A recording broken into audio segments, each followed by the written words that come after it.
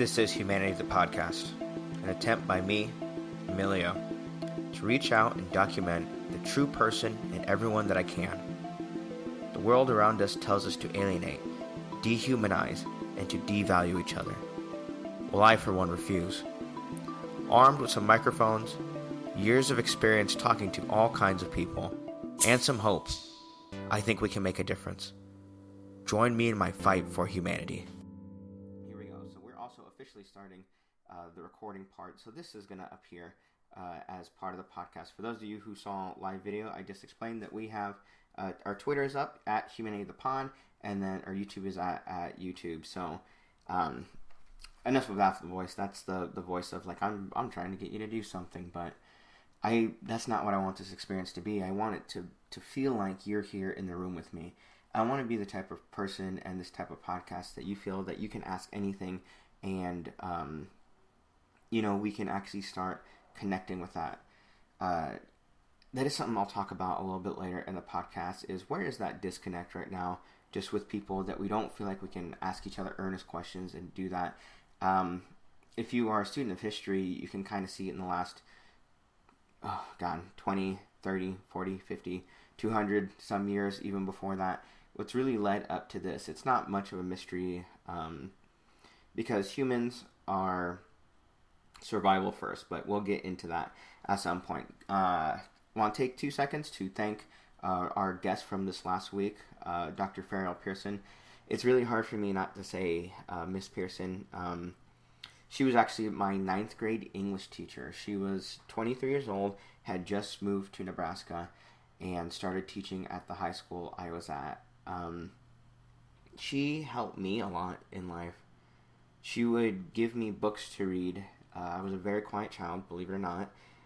So the idea that I could do something like this one day wasn't anywhere in my mind. But I was a very quiet child, but she knew I liked to read, so she would give me books to read.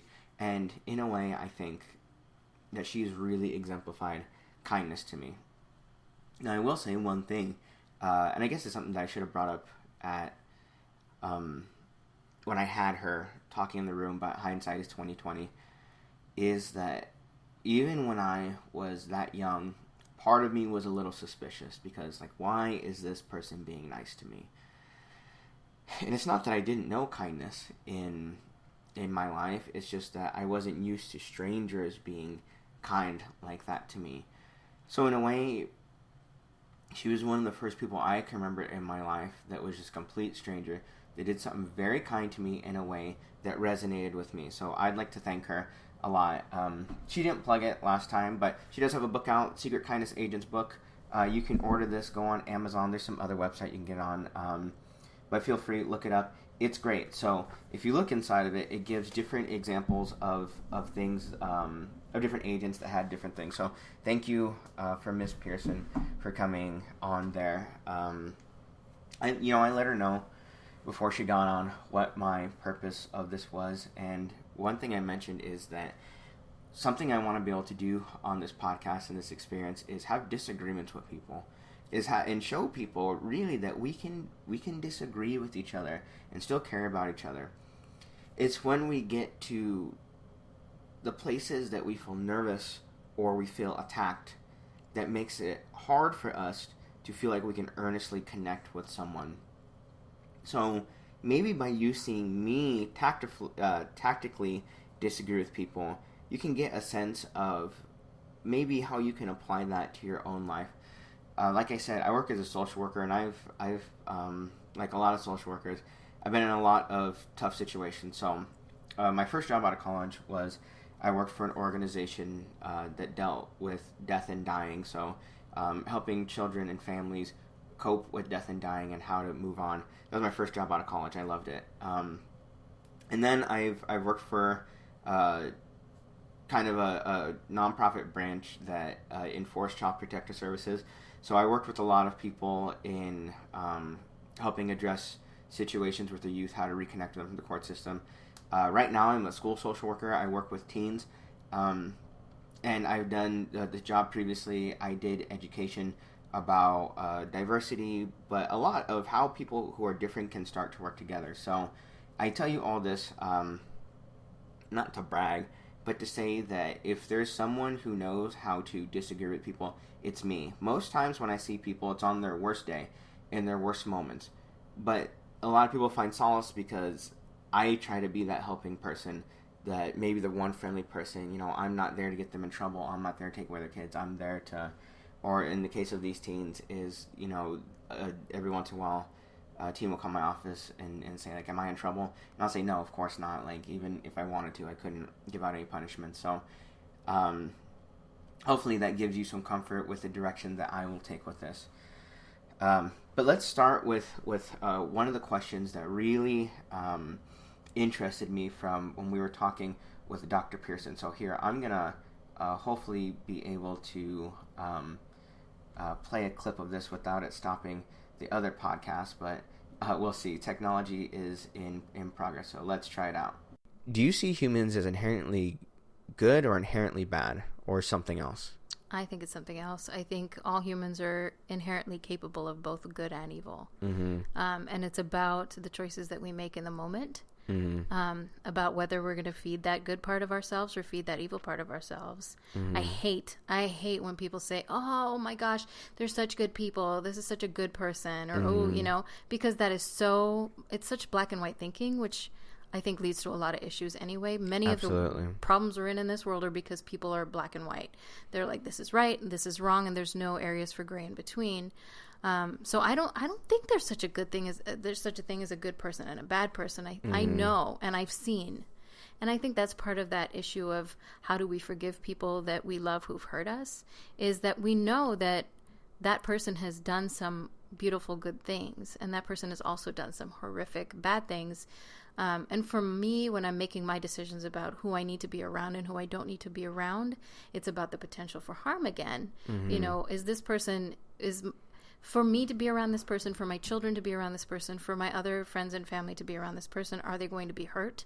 If yes, then I'm going to steer them away from that person. Not because they're a bad person, but because they have the potential to harm us. So what I love about that clip is that I think it's very honest, but also very insightful. I think it's dangerous to label people as good or evil. Actions can be good or harmful. The distinction there is that once we've labeled someone as bad or as evil, we eliminate the possibility that some of their actions they do can be good or helpful to other people, and vice versa, in the sense that as soon as we label someone as good or maybe as virtuous, that we may eliminate the possibility that they could ever do something wrong. We're seeing a lot of that in the media right now.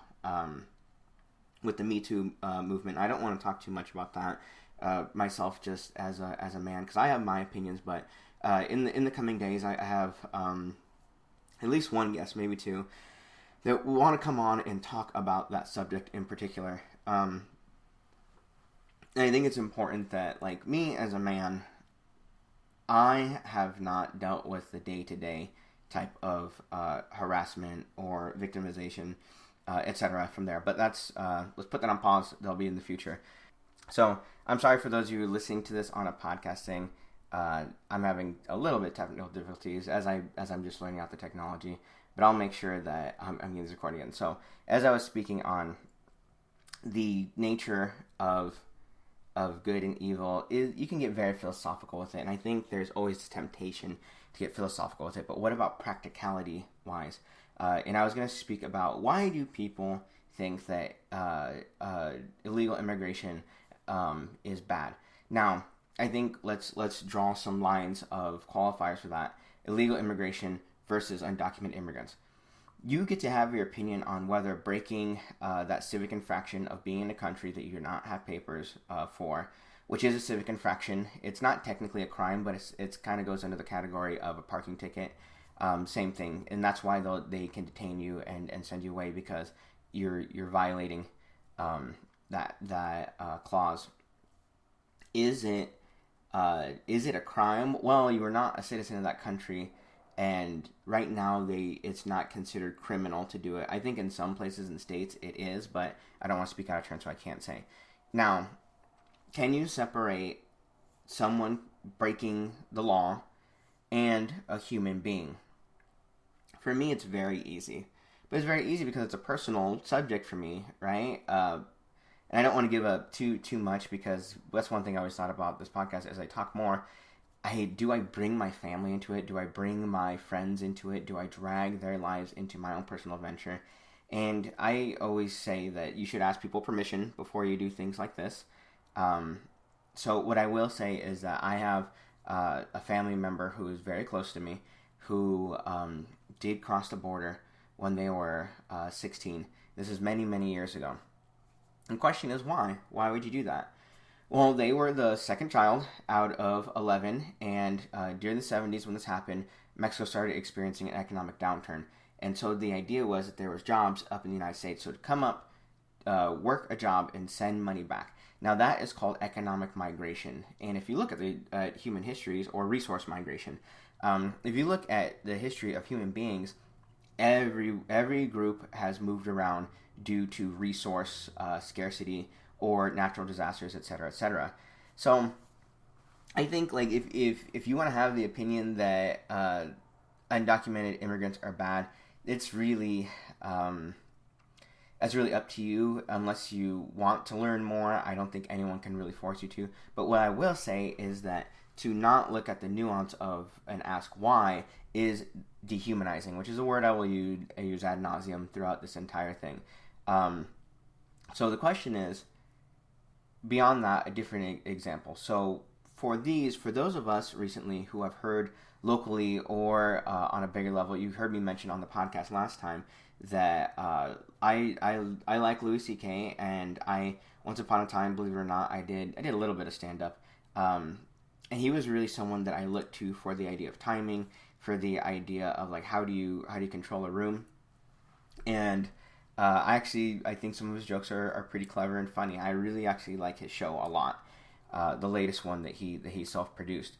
But he came out and admitted that after being accused that he would, and this is a rumor that had been going on for years, and I heard it actually some years ago, but he finally admitted it. Now, I had a hard time with that one for a personal reason, which is that, as I just mentioned a few moments ago, I had heard about that years ago. But what he said initially, and I heard from numerous other people, is he denied it. And I took his word at face value. God, so is this hard for me? Because I realized that, like, should I have taken his word at face value? And what drove me to do that? Maybe it's because I personally liked him. And is that a good objective reason to dismiss someone's accusation? Well, hindsight being 2020, no. It's 100% not. It's 100% not a good enough reason. Were I to try to defend myself, which is controversial anyway, but maybe the way that I rationalized it to myself at the time was that, well, this is the amount of evidence I have right now, and I can't personally gather any more evidence, so this is the choice I'm going to make. Which I got it wrong. Now, for you, for those of you listening right now, what do you think about that? And even if, please leave a comment. Tweet it at me. Leave it here on the Facebook. Any place that you want to put it to send to me. Is I want to know, like, how have you dealt with this? Because a number of people that people look up to have gone down for this. Kevin Spacey, Weinstein went down for it. It's really actually a shock to me that Roman Polanski hasn't been nailed for this. But that's neither here nor there.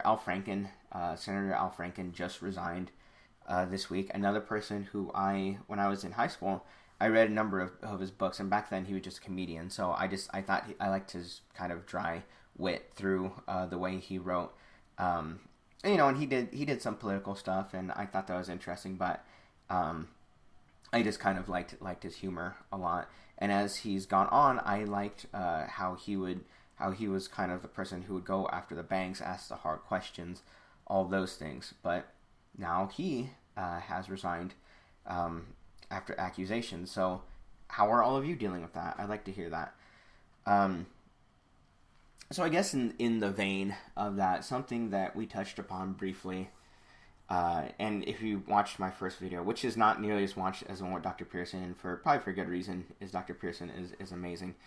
But something that I happen to have a lot of experience talking about, and that I in some ways enjoy talking about, is the idea of political division and racial division. Not that those are directly interlinked, but they are at least somewhat interlinked right now. We see that race continues to play a large part in politics, which, for those of you who are tired of that, please consider that it's only within, I'd say, the last 60 years after the Civil Rights Act, but I'd say even before that, the conversations that were happening is that we weren't really having a discussion about racial equity or things like that, or the social justice piece of it.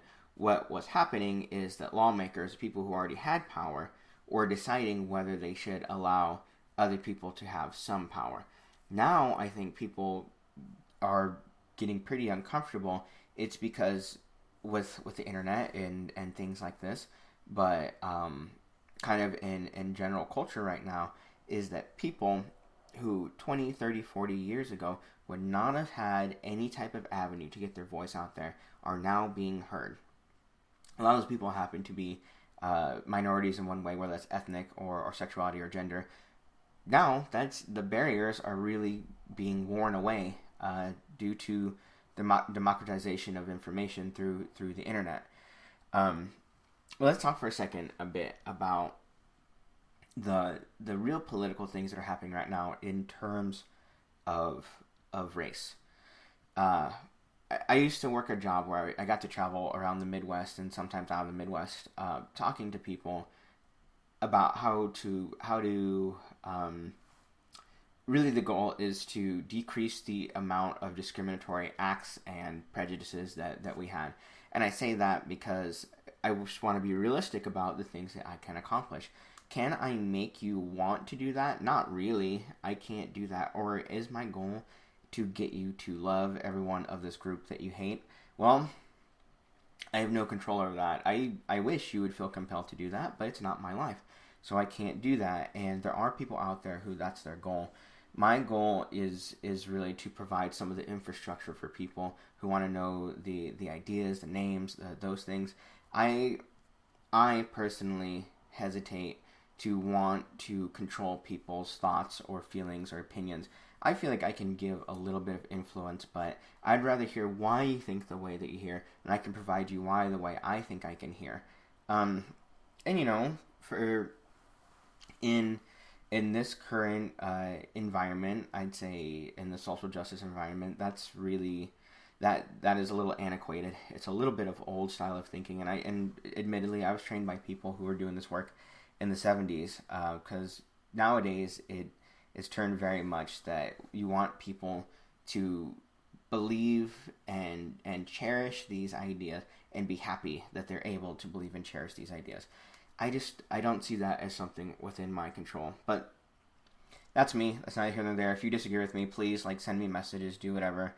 I'm kind of, I don't know if eager or what the word is, but eventually, if this gets as big as I want, eventually I'll get hate mail. And I know that. I have friends who have gone through similar things, not in the podcasting, but that's when you get out there, people want to send hate mail. But hopefully what we can do is that, and truth is unless it gets overwhelming, anything that anyone sends me, I want to be able to read live to you and tell you what my thoughts are on here. I don't want to keep things secrets from you. I don't want anyone to feel like that this is in some way subterfuge. But on to what I was talking about. So when I was working for that organization, numerous times I would go into rooms full of adults, and they would say, racism really isn't a problem anymore like it used to be, but it really isn't now today.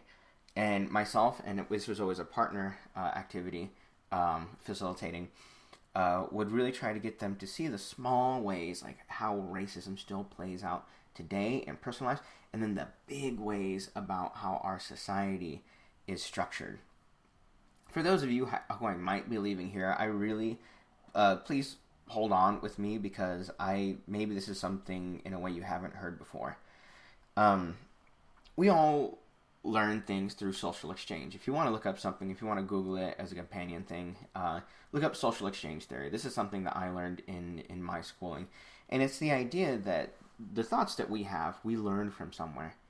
We learned from whether it was our family, or maybe it was through a book we read, maybe it was through school, and a lot of times it's through our peers. People really underestimate how much of an impact peer learning has on us, even as adults, after the fact. So try to think back. When was your first experience with race and racism? My first experience that I can remember, and my mom tells me the story, is that one day I came back from kindergarten, and I was sad, and my mom asked what was wrong. And I told her that the other kids didn't want to play with me, and they kept calling me brown boy. And I asked her, what does that mean? Like, why don't they want to play with me because I'm brown boy? And so she had to start the conversation with me when I was 5 years old. So I have been dealing with race since I was 5 years old. For some of you, that is not the case. And if you know me, and as you get to know me, things that make me nervous, I read about them, and I learn about them, and I study them. And I think it's so that I don't have to be nervous or be hurt by things ever again. So for a long time in my life, I've really been able to look at it and say, like, okay, this is racism, this is not, for myself. And maybe that translates to what is hurtful type of racism to me or not. But what is your experience? Do you have a similar experience? Do you not? Have you ever ran into a time where you were dealing with a professional that treated you differently because of the color of your skin? That meaning like a service provider, whether that's maybe you're in the hospital, maybe you're seeing a doctor, maybe pulled over by the police, which has been a hot topic in our society for a few years now, which I think is always good. We can always do better. And I could go on a big thing about that. There's some big stories in the news this week. Or teachers, or your boss. Some of those people who had power over you. So while I cannot change your feelings and your opinions and what you believe, what I do feel I can change is when people have positions of power to help create a society of, like, you cannot abuse your power based upon those things. Now, how does that get into politics nowadays? Well, I was just listening to a video right now on Vice that you can look up, and it was about people who said they were going to vote for Roy Moore. So at this time, in Alabama, there is a judge who has come out with some problematic things, some people consider problematic, and one of those things happens to be that someone stood up at one of his, I think it was a town hall or something. A black man stood up and asked him, when was America last great? And he said, well, back when families cared about each other. Now, there was racism, but, like, families really used to work together. Now, or excuse me, there was racism, there was slavery, but families used to work together. And the kind of the subtext for that is people thought that he was saying that, well, white people are the people who really matter. And, like, it's unfortunate that this happened to you over here, but you don't really matter as much as the white people. And then in this video, the facilitator mentioned that 97% of people that they've polled who are black said they're going to vote for Doug Jones, who is his opponent. And one person, and then they asked the room, why do you think this is? And one person said, well, he didn't campaign well enough. And then someone else said, like, well, what do you call someone who votes against their own interest? They're stupid, right? And I think that that dismissal is what is dangerous, is the dismissal of that. Because people do not believe exactly like I do, then they are stupid, or they are wrong, or they're evil. And as I mentioned before, it's just my personality. When I see something like that, I have to learn about it. I have to really dig into it for myself to be comfortable. So let me tell you some reasons that I've learned professionally of why are people racist? Well, one of the top reasons is just ignorance, meaning that they've heard stories or they've heard news reports, they've heard things like that that paint a picture of other people, but they don't actually personally know anyone from that, or maybe they know one person or so. But how many people do you really have to know before you can make a big, overarching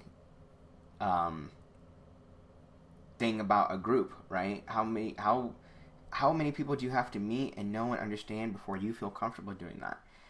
Like if you were to ask me, and this has happened to me, like in college, we were in some type of discussion, and the professor motioned to me and said, like, well, what do Mexicans think about this? And I said, well, I can't speak for all Mexicans. I'm one, and then maybe I'd call myself Mexican American, and and I grew up here in this part of town, and I've had these experiences, and I'm in college, so like I have my own experiences. It's unfair for me to speak for my whole group.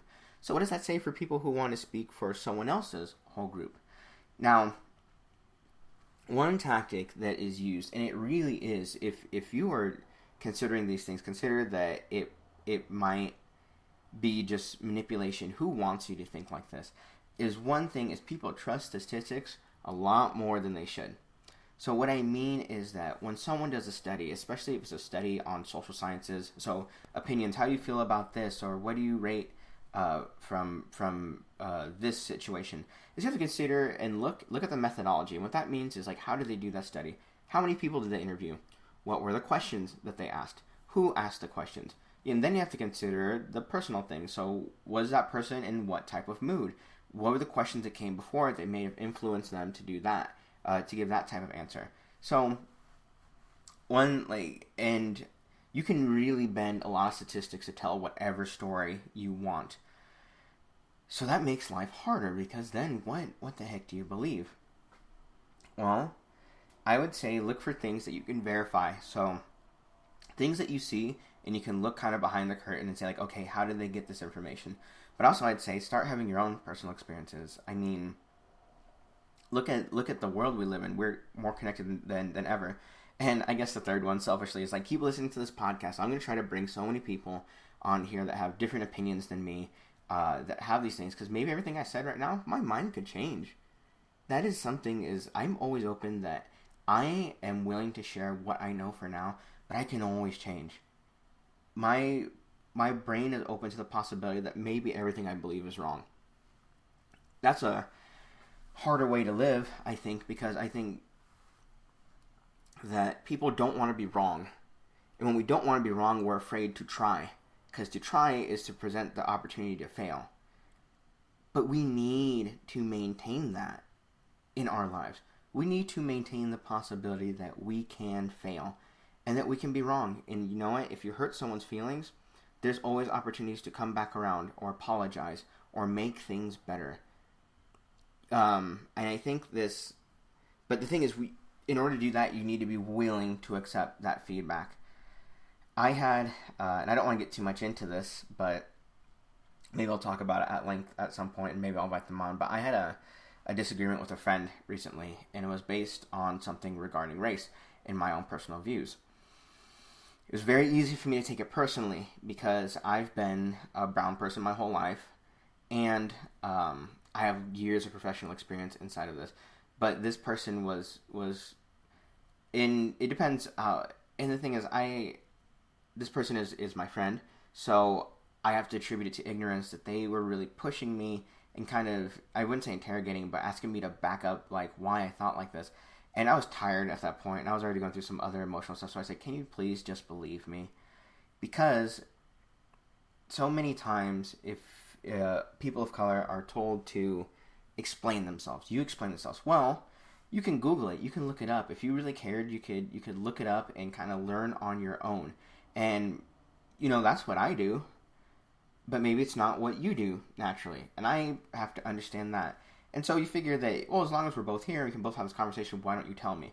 Well, for you, maybe it's your first time hearing about this. For me, God, maybe it's 100,000th time I've said this. You're not paying me to do it. You're expecting me to do work. Because then if you start asking questions and feedback, it's like, okay, well, now you're making me work for you, for your ignorance. And you're making me feel bad because I feel like I have to defend myself. for this thing that I'm very sure of, but now I'm set back on my heels. And the question at that point, and whether I continue that conversation or not, is do I think that person is being earnest and they really do want to learn? Or do I think that they're trying to discredit me? Well, and all this, for those of you who have been following me, you've heard all of this before, and I'll talk about it a lot otherwise. So I do want to move on to some other things, as I have about 7 minutes left. I want to go. This went really quick. And something I want to talk about going into this is I want to recognize the humanity in myself, in that I just want to say, like, I am a perfectionist with almost everything that I do. And I took a year off of podcasting from my last venture, and I felt really defeated. And that's just the honesty of it. And I think one of the reasons I felt really defeated is I went into the last podcast I had, the Social Justice Education Network podcast, with some people would call it naivety, some people would call it positivity. I'm not sure. Maybe it's somewhere in between there. Here's what social justice means to me. The word social justice. You can look at the way our society is set up, and there's inequities. There just are. Whether you think those inequities are justified or not, as in like wealth inequality, you may say that, well, people work harder so they get more of that. And we can talk about that later in another podcast, but if you see that's justified, then you think it's justified. There are inequities that we recognize, though, that some people would recognize for themselves. This is not an acceptable inequity. For example, the incarceration rate based on race. Some people would say not an inequity that I'm willing to deal with. Or when it was only heterosexual people could get married, one man, one woman. People saw that and said, not an inequity I'm willing to stand for. When we as a society, we try to set up what is fair. Now, what is fair to me may not seem fair to you. And a lot of our laws were written, all of our laws have been written by people in power. But if the people who were in power didn't represent me, then I didn't really have much say in those laws. And in a lot of ways, we're operating on momentum. We have a couple hundred years of this country operating on some momentum. So when people want to say that we want to go by a law-abiding society, what that ignores is the possibility that some of those laws aren't fair. And so I would say that strive for fairness is justice. So what's more important? Are laws more important, or is justice more important? And I always saw that while we're not talking about laws, we're talking about social interactions. So when I interact with someone, am I treating them fairly? Are they treating me fairly? And justice isn't, I don't think it's a fixed state. I think what it is, it's constantly evolving. So for me, the idea of using the word social justice, which I've been using for, God, how many years? Since around 2002 when I first got involved in this work, so 15 years. For me, social justice means I'm always going to try to treat people fairly. And that is the pursuit of it. And that's how I always saw it. In the last couple of years, it's really, there has been this movement of where people have adopted the phrase social justice. And so it means a lot of different things, a lot of different people. And I just happened to put all the infrastructure in with Social Justice Education Network before all that stuff really blew up. But what I found was I couldn't get people to have the most earnest interactions with me. And that was frustrating for me because what I really wanted to do is be able to treat people fairly without the idea that any of us are being judged. So my own insecurity is that, like, in this new environment, I have to change. I have to figure out what it is how I can best interact with people. And in my career, in the early days, it was a lot of how do I learn to be able to talk to conservative people to get there. And I did. I honed that pretty well. And it's not hard when you live here in Nebraska. You interact with those people daily. So I learned that pretty well. Well, kind of not considering that there may be people one day who would be more left of me. I used to think, when I was younger, I was super, super, super left. But I realized that I'm Nebraska left, which is not very left at all, right? So now it's a task of mine. How do I have earnest conversations with people who are further left of me? And I'm okay with where I am in here. And unfortunately, I'm going to lose some people just from you hearing that I'm not, quote unquote, on your side. But I'm on humanity's side. Please know that, like, my strive is always to be on humanity's side. But in humanizing myself, I'm so worried about it. Like, I'm so insecure about, as you saw, I had some technical difficulties right now with the technology. I just have these microphones that are a couple of years old. I just have, like, this is an iMac that I'm doing this on. If you see my notes, I'm, like, my handwriting's not good, and I'm making this up as I go along. But it's because I feel confident enough that this is worth doing, and even if I can't do it perfect, I will ramp up to do it the very best that I can. And that's all that I ask from you. If I can ask anything from the audience, is just please support me in any way that you can. Even if it's just saying nice things, hey, I liked your podcast, or hey, I had this idea, here's how you can make it better. I appreciate all that feedback, and I am so thankful for it. I want to be able to thank you publicly, or if you'd like that, but I want to get better. So here's one of the main insecurities I had, and I actually had a conversation off camera, microphone, with Dr. Pearson about this last time I spoke with her, is I said, hey, I set up a Patreon. For those of you who don't know what Patreon, it's basically something where you can send it out and people can give money per episode that you put out. And I said, I have it set up, but I don't want to seem greedy.